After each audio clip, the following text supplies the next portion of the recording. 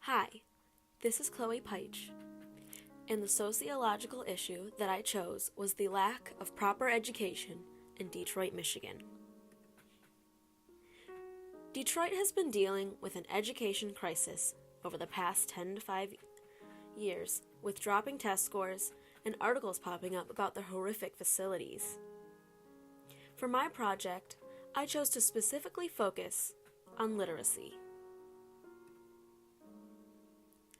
47% of Detroiters are functionally literate, according to the National Institute for Literacy. Functionally literate means that they are able to meet independently the reading and writing demands placed on them. This definition was found on encyclopedia.com. This could mean anything from reading, writing, understanding instructions, completing job applications, and understanding official documents.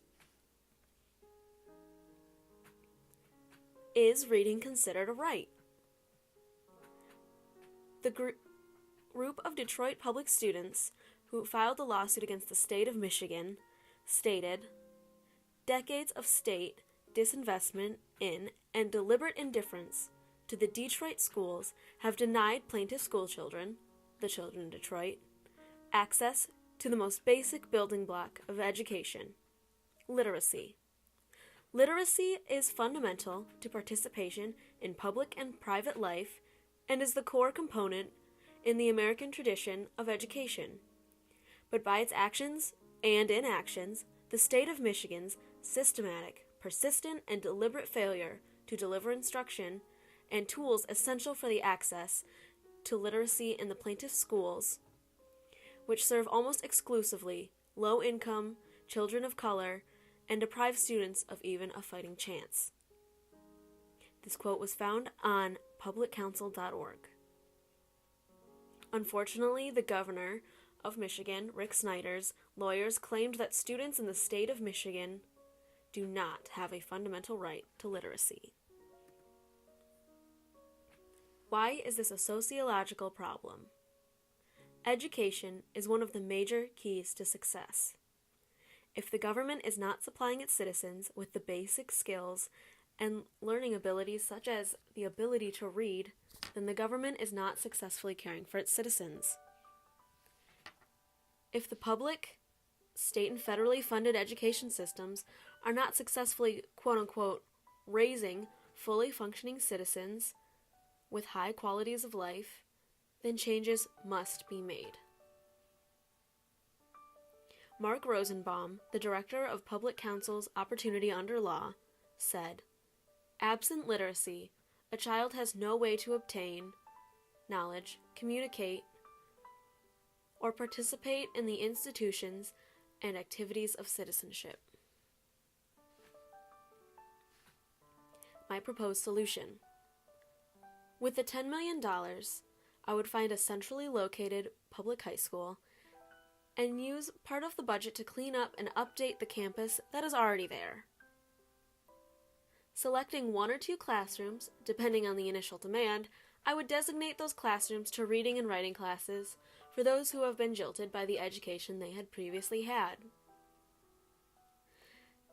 This service would outreach to the students who only have a basic level of understanding, who need advancement in their current ability in reading, or maybe even students that just never learned how to read or skated by and remained unnoticed in their previous education. Much of the money would go towards supplies and building updates, as well as the additional resources that the reading and writing programs would require.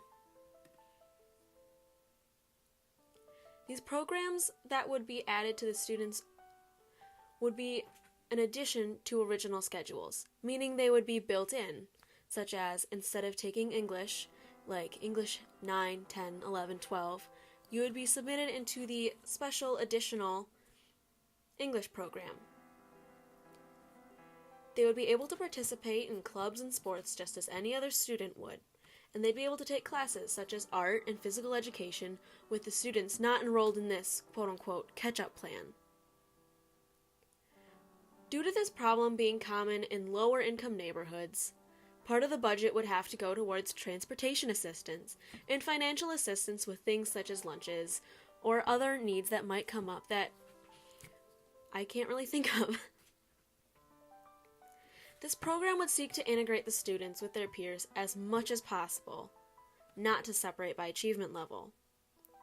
While my project focuses on the reconstruction of literary programs, the school systems could honestly just use the $10 million on modernizing the school buildings alone.